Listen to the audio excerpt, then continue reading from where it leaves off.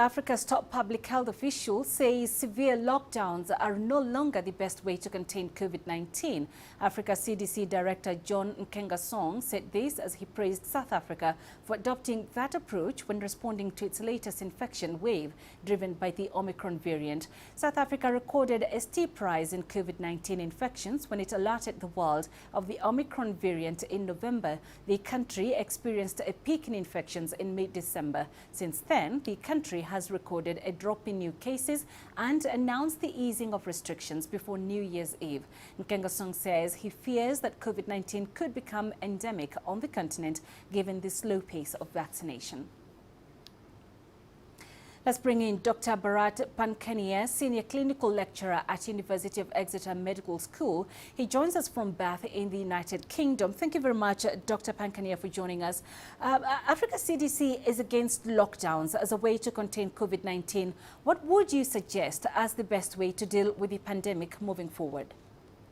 Yes, it's very difficult for Africa to have a European model, and the European model of restrictions and stay at home will not work for Africa. People in Africa need to go to work to have the money to buy the food to feed themselves. So what will work, and this is something we have said repeatedly, is immunize your people. And we really need to immunize Africa at great speed. The other things that we can do, and we must do as well, is not forget that infection control is multifaceted. Therefore, wear good quality masks, have ventilation, have good hand hygiene, and do all those measures together with get immunized, and that will be a good way forward for Africa and the rest of the world, to be honest. Now, the numbers in Europe and the United States continue to increase. However, hospitalization in Africa is still significantly low. What would you attribute this to?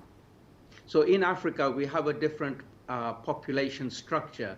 The African continent is predominantly a younger population, and we know that SARS-CoV-2 affects older people much more. So the European population is a lot older, and therefore we have much more hospitalizations compared to the younger population, and therefore most people in Africa are not hospitalized.